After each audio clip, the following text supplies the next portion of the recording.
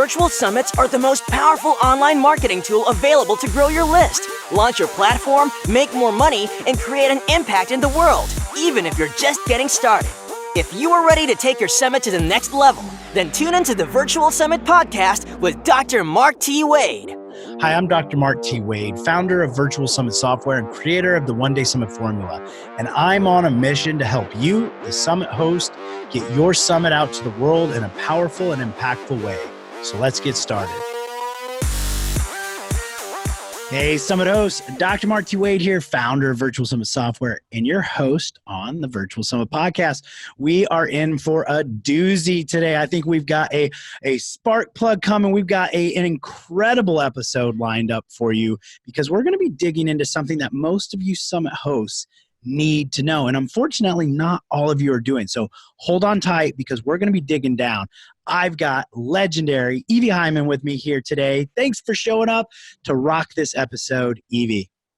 Thanks so much for having me. Let's go on a roller coaster. I think we're going to have fun today. Oh, we are most definitely going to have a blast. And our summit hosts are in for a treat because we've lined up a pretty amazing episode that we're going to dive into. And we're going to come at this. Evie is a summit speaker, and we're going to be talking about some things you summit hosts absolutely need to know when you are trying to recruit speakers for your summit. Now, before we jump into all of those tactics and golden strategies, Evie, I'd love for you to give our summit hosts just a little bit of background about yourself.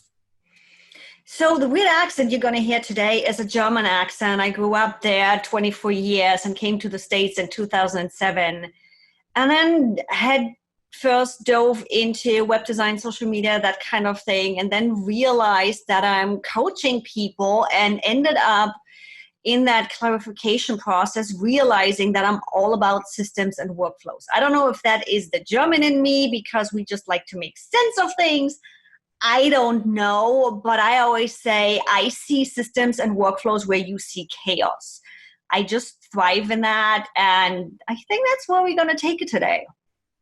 Evie, I feel like you may be the yin to my yang because I have so many ideas, but one of my weakest points is being able to organize it and take what I always call chaos into a structured, organized system. So I'm actually really excited to hear some of these systems and strategies. So why don't we jump into it first off? Why don't you give us a little bit of experience or a little bit of background on maybe some of the summits you've spoken on and why you even started speaking on the summits, and then we'll kind of take it from there.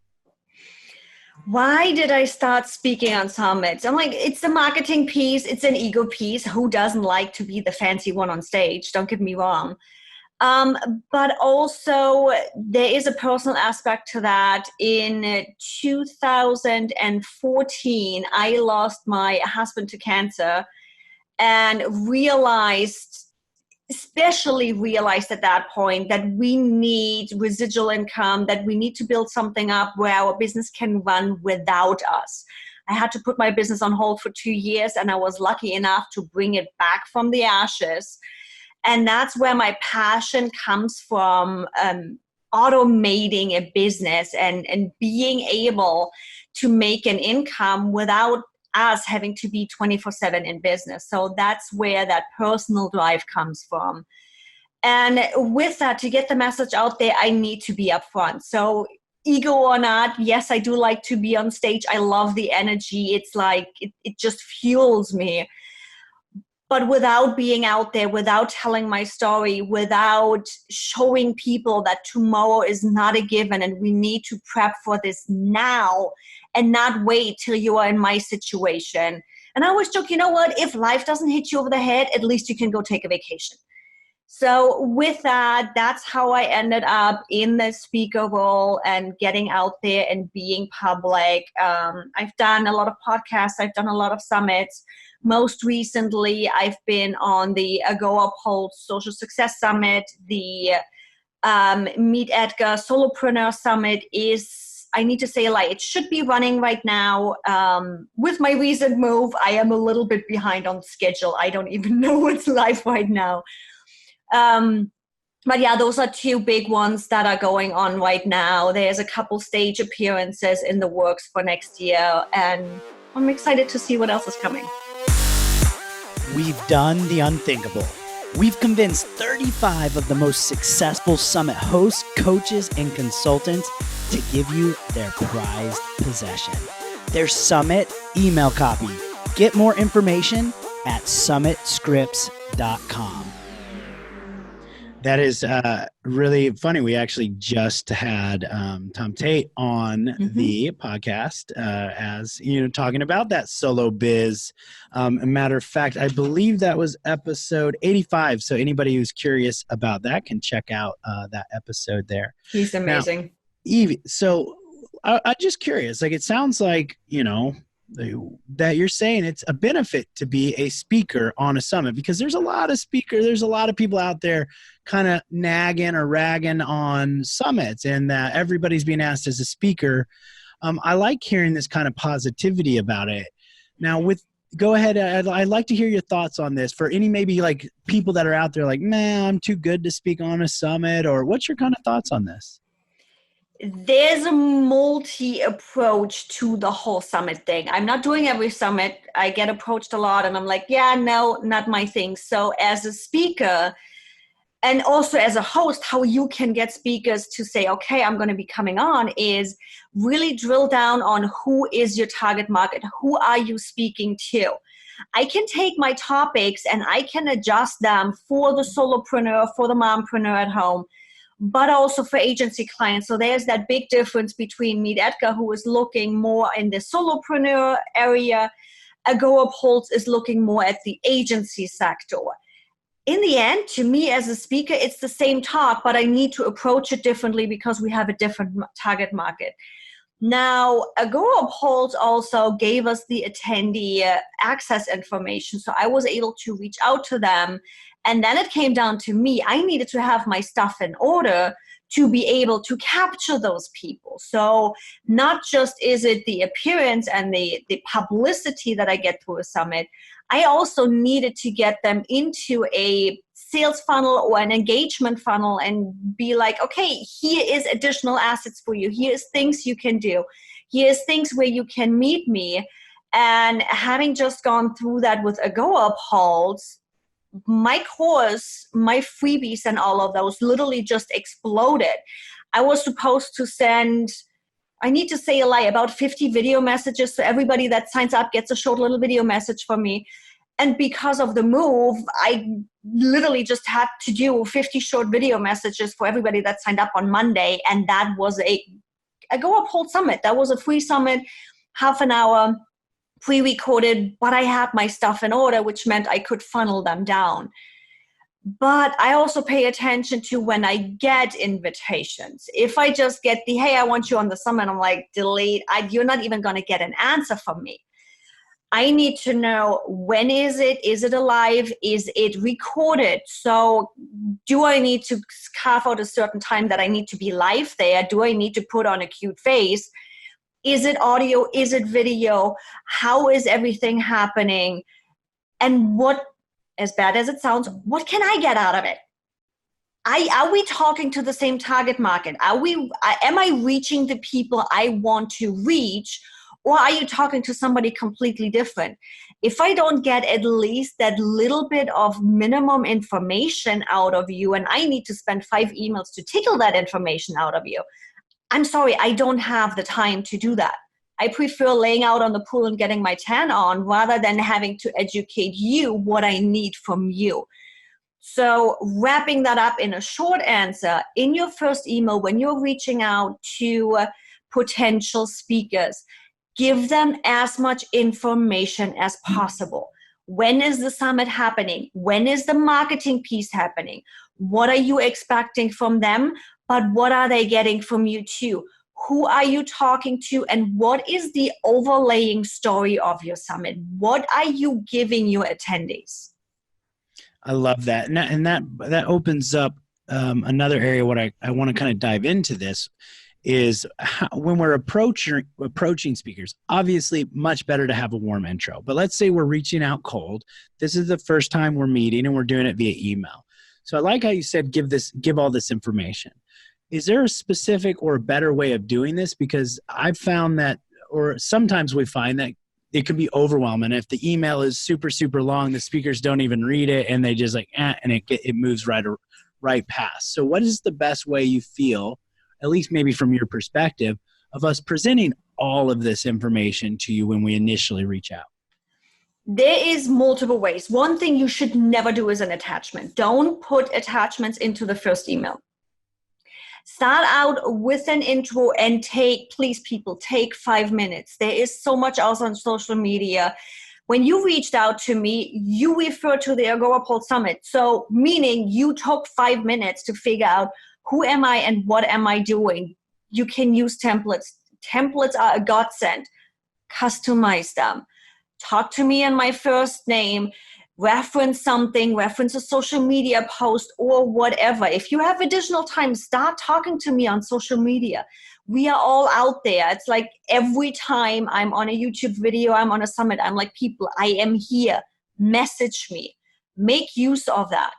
And then when it comes to all of the information, there's multiple ways you can do it. Have it in a Google document and just link to it. Hey, if you want to know more, if you want to know what this is exactly about, go in this Google document. If you don't want to do links because that can cause issues in first emails, usually it doesn't, but you never know. Mention you can give them more information or use visual stuff, meaning in the email, start out with an intro, tell them what you're doing and what you are about, and really just keep it at 1 or 2 short paragraphs, signature below, and then at the end of everything, when it looks like the email is actually over, say, hey, by the way, if you want to know what it's all about, and then just put all of the event information at the end of the email. That way it looks like a short email. It's visually separated from here's all the info you might want to, hey, great to meet you. I would love to have you as a speaker. There's multiple ways to do that. Just try to, just like we do on blog posts, use some visual or use an external Google document. I love that. And that's a really great way of looking at this. And I'd like to actually even take it even a little bit deeper when we're kind of categorizing or even like determining the information in what order to put it. What is the most important thing? Like what really sticks out to the speaker? I mean, let's say we're going to put all of the information, but like if we were going to lead with something, what would it be? Like what's that going to really kind of hook that speaker into being interested? If you want to do a short intro of what the summit is about and hook a speaker, really just do the bullet points of the summit name, the summit date, expected attendees, past exposure and past wins always help. Agorapulse has a big name. They don't need any social proof. I know I'm going to go there. Not a problem. No question. Meet Edgar, the same thing. If somebody comes like you and reaches out and wants me on a podcast, it's okay, please save me time having to research you. I will do it either way. But what are some download numbers you have? What is a standard view? What are some Google Analytics? Even if you are new to summits and it's the first summit you are putting on, you have social proof. Do you have a YouTube channel? How many views do you have a week? Do you have a website? What's the regular visitor numbers? Those social proof numbers show me if I want to spend time on you. If you don't have the numbers because you are completely starting, and those numbers are tiny, play the heartstring, have a cost behind it, have something that speaks to not my ego because I want to get out there, but to my heart, a cause that I can get behind that gets me excited. Oh, wow. This is so good. I hope everybody's taking notes on this because Evie's really literally just laying this out for us. I want to dig into that last bit that you just said there about don't just play into my ego, play into my heartstrings. Can you unpack that a little bit? Like what's the difference and why is the heartstrings? What would that look like? And why is that better than playing to the ego? So ego is all about numbers. It's how much exposure can I get? What can I get out of you? What kind of clients can I get? Because too many summits are those email, grow my list kind of BS. I think we can use BS. So it's a turnoff. When you tell me I need to have 1,500 subscribers on my email list or 15,000, I'm out. My email list is cleaned up, but I have an engagement rate that you're going to be jealous of. So I'm not going to bring the numbers, but I bring an engagement rate. That's the ego side. Now the heartstring side, if you come to me and you say you want to build a summit for caregivers that do not have the time to take care of their business, and you want to educate them how they can keep running their business while taking care of their cancer fighting spouse, I don't care what exposure you have. I don't care what social proof you have. That is a cause that I have lived through, that I can feel for, that I'm going to be there no matter what. And that, you just need to spin it. It's just going to sound bad. It's like those heartstring is still a marketing piece. It's why I do what I do, why I'm passionate about it. But on the other hand, it speaks to heartstring. It speaks to your feeling. It connects me with you because I went through something. I have learned out of it, and it puts a story to my passion. It's not just I want to sell you something. Now, if you can do the same thing the other way around from your summit for your speakers and for your audience, no numbers matter. Numbers are going to be the second thing that is going to be a conversation. Be sure to check out the speaker management tool inside your virtual summit software, which lets you quickly and easily recruit and manage your speakers on your virtual summit, literally eliminating hundreds of hours of work. Get more information at virtualsummits.com. I love that. And I love how you've just walked us right through that specific strategy. Now, kind of taking a slight pivot over to something that I know you're passionate about, and we were chatting about in our pre-interview chat, is kind of the way after we've made that contact, we've got the agreement with the speaker. Now the process after that, kind of walk us through what's been your experience and your thought process on that. One of the biggest things when you start, yes, I'm coming to your summit, I'm doing this. One of the biggest messes, and I am really bad about it because I like things in order and nicely organized, is the communication piece and the assets that need to go forward and back. It can be so overwhelming, especially when you are speaking more and you are in that exposure piece and one podcast and another summit and everything.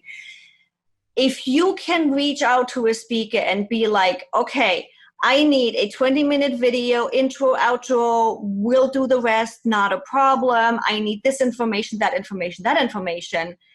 And just have one template you can send to your speakers, and really not 5 hours later come with, oh, we forgot about this, and oh, we need that.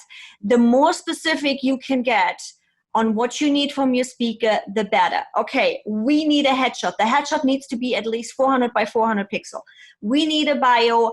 Please do a short bio of, 30 words, and then do a longer bio of 250 words.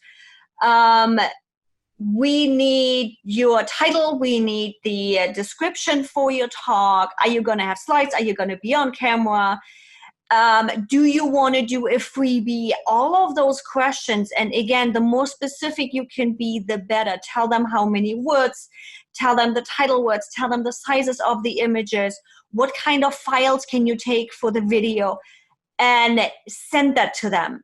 Now, if you can put that actually into a form, and I know we had that conversation in the green room, PDF is great, but not everybody is technical, that savvy. When you send a PDF, it can cause issues and somebody saves it locally, even when they already had entry. Suddenly that PDF is empty. They get mad because they just spent 15 minutes entering everything in that PDF. So rather than sending a PDF or a long email that says, I need all of those things, take it to Airtable. You can start in Google Docs with a spreadsheet and a form there, but it has its limitations. I prefer using Airtable. Build the form there, give them the information again, how big is the image, how many words do you need for bio description. Throw all of that in a form. You can even add a little button that they can upload their picture with that form and put it all together in one. So that it's easy on my end to be like, okay, yep, got the email. I know I need that. Put it on my calendar, get everything ready. I schedule a half an hour to fill out the form, to get you all of the information, make sure I have everything. And I'm fine. We don't have to go forward and back. You schedule us. You schedule us with reminders. If it's a live summit, if you need to talk with them and it's a interview style kind of summit, use a scheduler. And don't forget to set reminders. Some schedulers have the reminders ready, some don't. And really make it easy. I'm pulling information from web design out of that. Our attention span is so short. We say in web design, it's all about 3. You have 3 clicks or 3 seconds to get people to the information they need. If you can turn that around and can make it that simple for your speakers, they're going to love you to pieces, because that is the worst when you have to go forward and back 5 emails, 10 emails. Oh yeah, we forgot that. Oh, we didn't get that. And things happen. So if you send an email with the list, yeah, I might be going through and I have spent the time to get it all to you. And suddenly I forgot point 3. That's where that form helps, because it's all there. I can plug it right in. It complains at me when it's a required information field. It complains at me because I forgot something. And it saves you so much time as well as me, and just makes it easy. This is really important here, what you're saying, and how to make this easy. So systems, workflow, make it as easy as possible for the speaker. So I would love to actually hear from your perspective, what would be a wow experience? Because you've got a lot of experience here. You know, you're giving us all this great information on what we can do to make sure it's a good experience. I would love for you to kind of paint the picture, like, and go outside. Like let's think like a 11 out of a 10 star kind of experience. Walk us through that from the initial kind of outreach of the person reaching out to you up into the interview. I'd love to just kind of get your feedback on that. Okay, Dream Summit. One of the little things before we go through the full workflow, something personal. So let's talk VIP summits, not a summit that's happening every month. It's maybe a quarter summit or half a year, or it's an annual summit. So we are looking really at the VIP experience. With that, get your speaker's address, because paperwork and all of those. We always need everybody's mailing address. Then do a little something.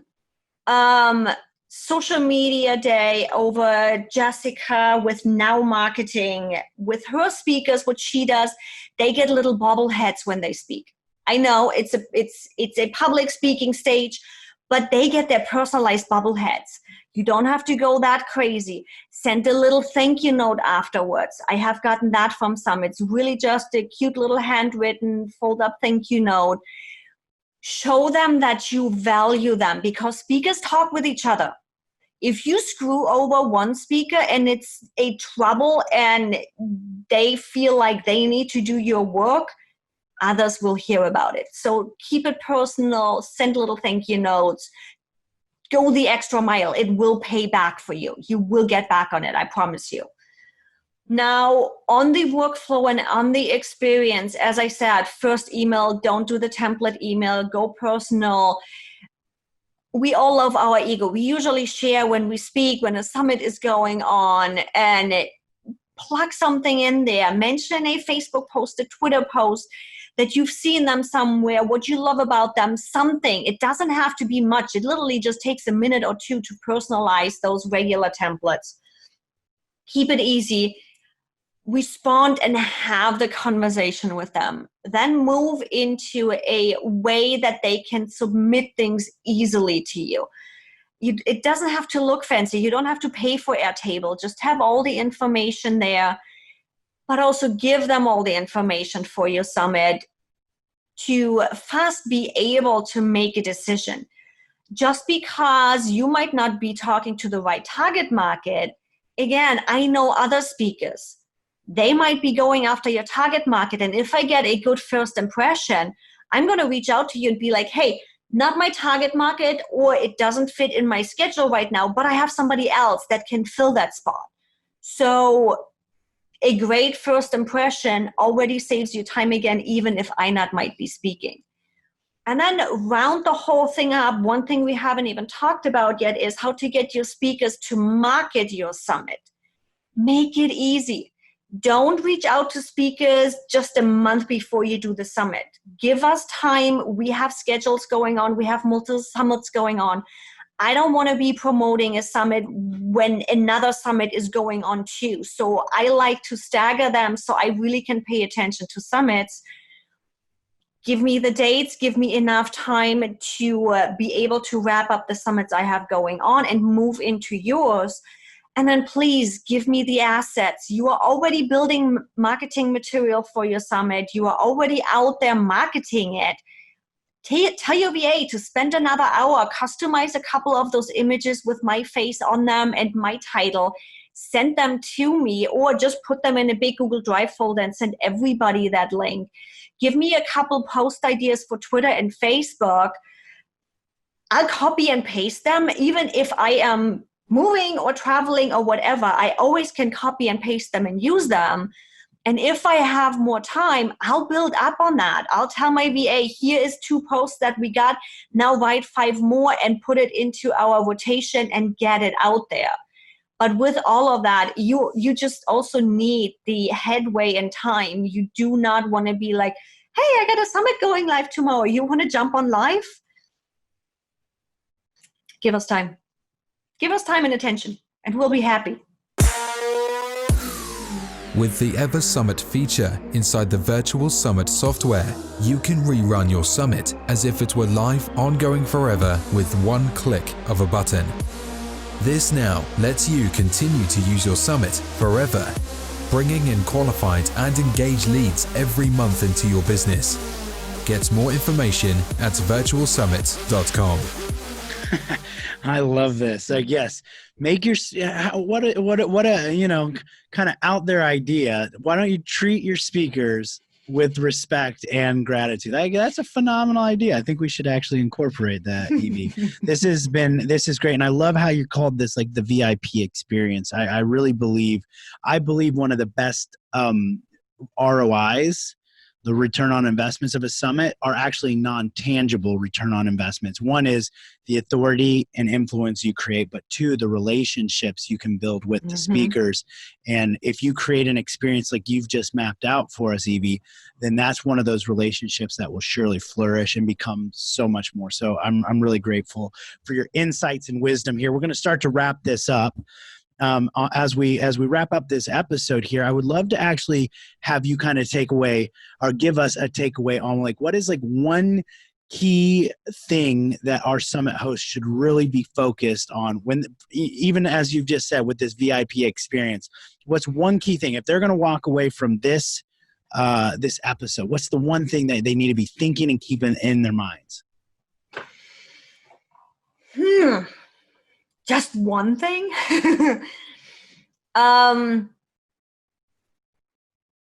Let's do 2 things. Personal and simple. It needs to be personal and simple. If, just like DMV, if you feel like a number, it's going to annoy you. So keep it personal. We are all just humans. We all like to engage. We all like to interact. And simple. It's gonna sound bad, but you are the one putting on the summit. You want me there. I'm not the one that reached out to you. I'm not the one begging to be on your stage or in your summit. If you're in the situation where speakers reach out to you, it doesn't matter. You have the social proof they want to be on your show. Don't even worry about it. But that happens seldomly.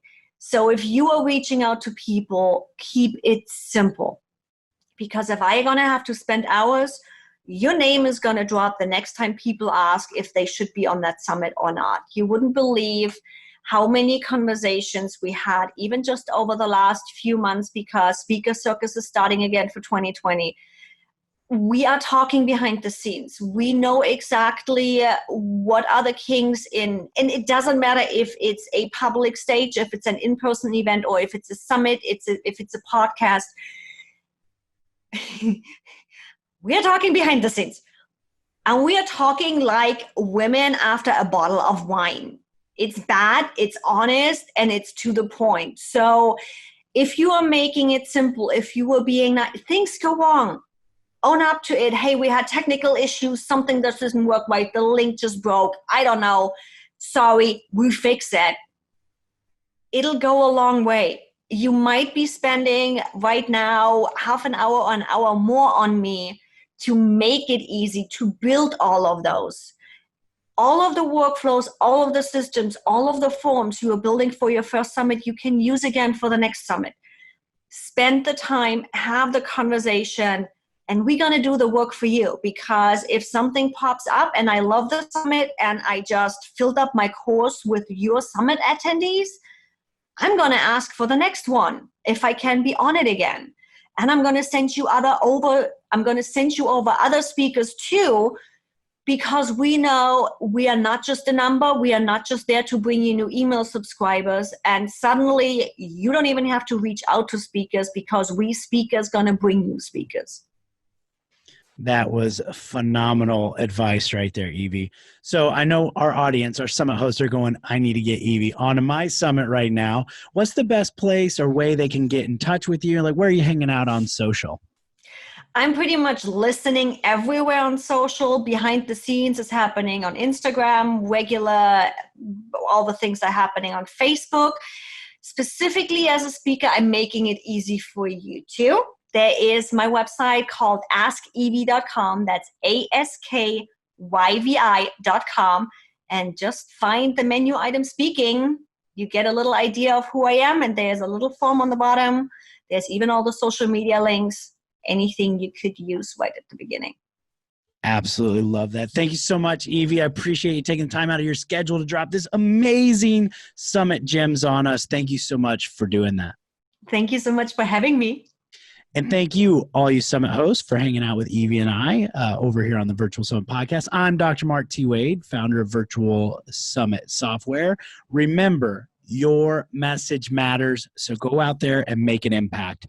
Don't forget to check out the show notes so you can get access to all of these amazing resources that Evie's been sharing with us over at podcast.virtualsummits.com/89.